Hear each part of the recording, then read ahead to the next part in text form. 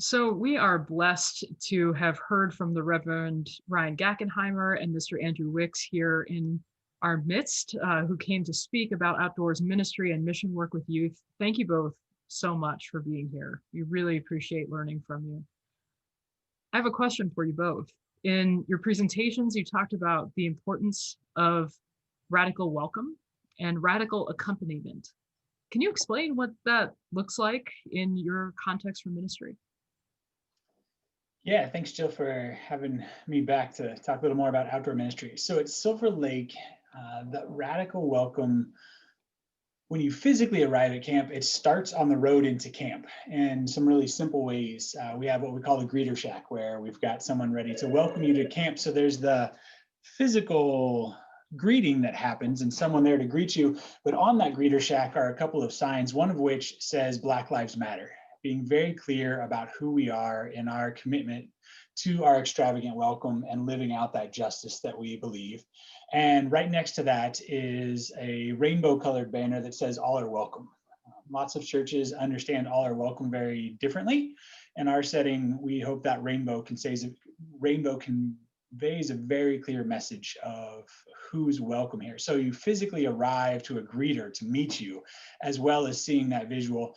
And then it goes in the summertime deeper into things like having racial justice focused conferences. So conferences where we intentionally work to have a diverse split of campers, no more than 50% white, and the rest of the campers making up the beautiful spectrum of diversity, and really digging into for a week what it means age appropriately to live into that kind of justice commitment, to know that our God calls us to a love that's inclusive of all people, not in spite of who you are, but because of who you are fully loved and received and welcomed and included in this space. Jill, when I think about radical accompaniment, which is a term that I used during the presentation the other day, I was pulling language that's being promoted right now by some of the leadership in the National United Church of Christ. And I think that that's a really great set of language that captures the idea behind intentional mission engagement.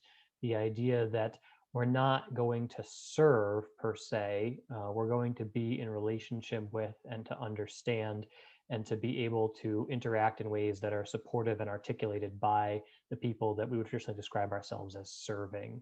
And so the idea of radical accompaniment really shouldn't be that radical. It's rooted in the very relational ministry that Jesus had in his work with his disciples and with people that he interacted with.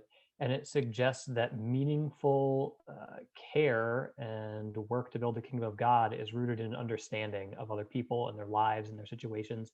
And so I think that's the real spirit that we need to be doing mission work in today, in whatever that context that is, whether that's through your outdoor ministry center, through a mission trip program with youth or with adults, or with an intergenerational program, in the context of local church or with our faith-based nonprofits.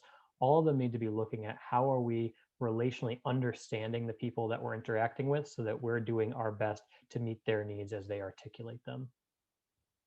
Yeah, that sounds so meaningful and so rich, what both of you are talking about, and I'm thinking about Jesus as a radical, in the best sense of that word, and the origin of that word is radix, right, which is root.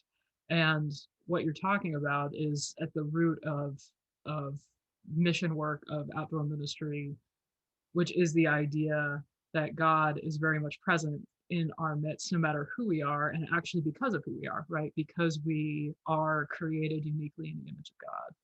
Yeah. Thank you both for that.